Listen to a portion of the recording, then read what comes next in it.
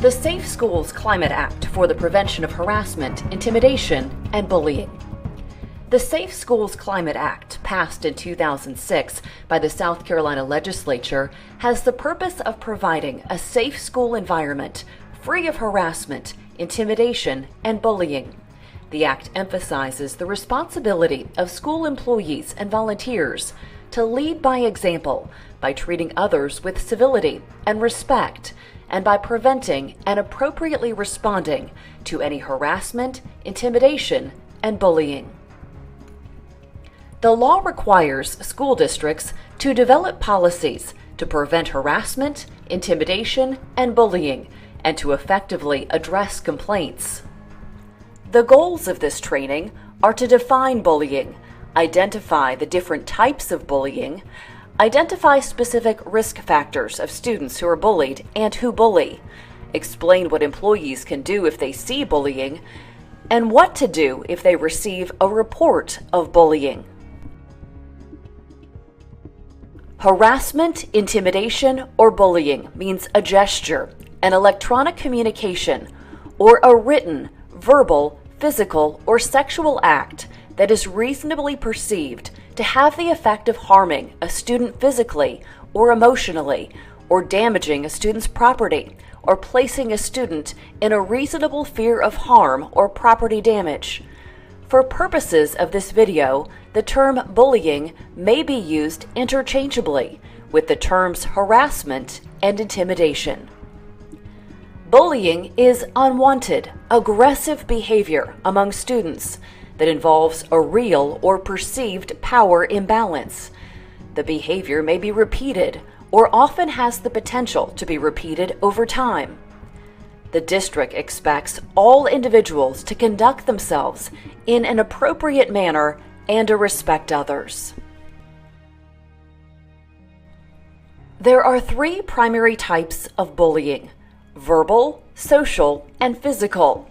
Examples of verbal bullying include name-calling, inappropriate sexual remarks, taunting, and threatening harm. Examples of social bullying include excluding someone on purpose with the intent to demean others, telling other students not to be friends with someone, spreading rumors about someone, or embarrassing someone in public.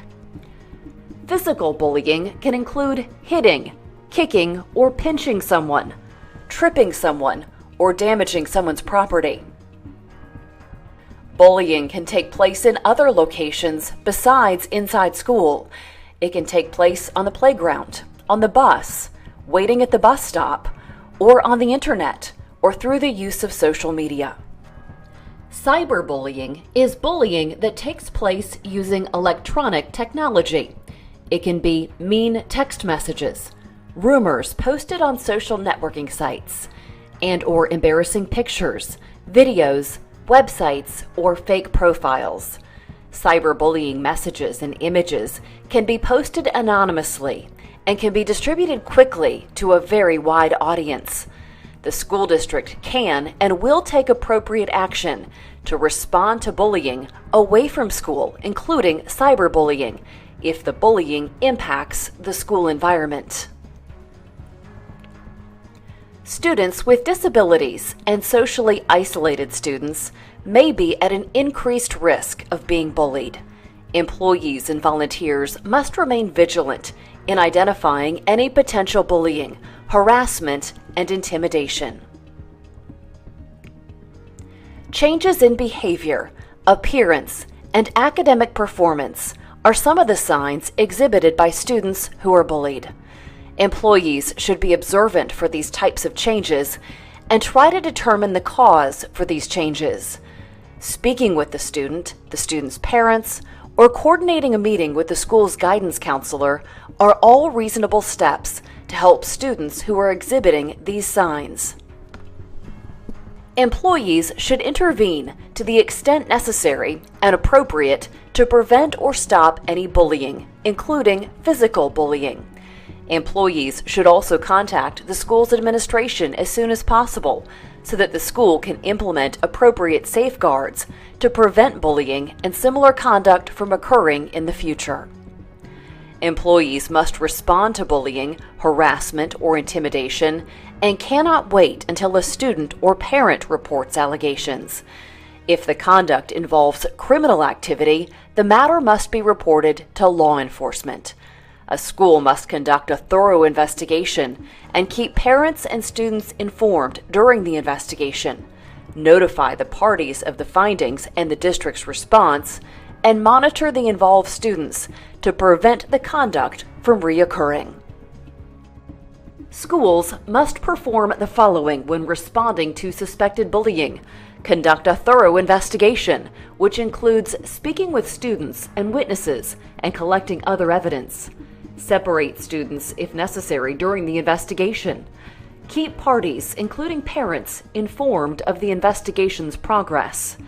Inform parties of the findings and the district's actions in response, and continue to monitor involved students. Administrative Rule JCDAG contains the reporting, investigative, and appellate procedures for formal complaints of bullying, discrimination, and harassment of students. Even if a complaint is not formally reported, schools must still conduct an investigation into any reports of bullying, communicate the findings of the investigation, and discipline appropriately.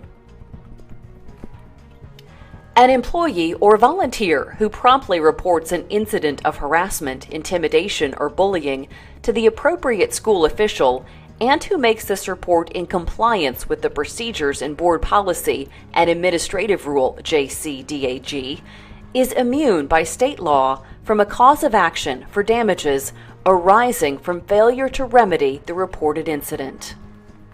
If the investigation determines that bullying has occurred, the administration will take timely and effective corrective action. Examples of corrective action include, but are not limited to, disciplinary action, which could include expulsion of students or termination of employees, special or additional training, apologies, or distribution of statements that the school does not tolerate bullying. The district will take all appropriate steps to stop the offending behavior and correct the situation. The district prohibits retaliation in any form against a student or employee. The district also prohibits any person from falsely accusing another. Appropriate action will be taken against anyone who engages in this type of conduct. The best way to address bullying is to stop it before it starts. In general, a school should establish a culture of inclusion and respect and implement strategies for bullying prevention. Employees need to make sure that students interact safely by appropriately monitoring and supervising student interactions.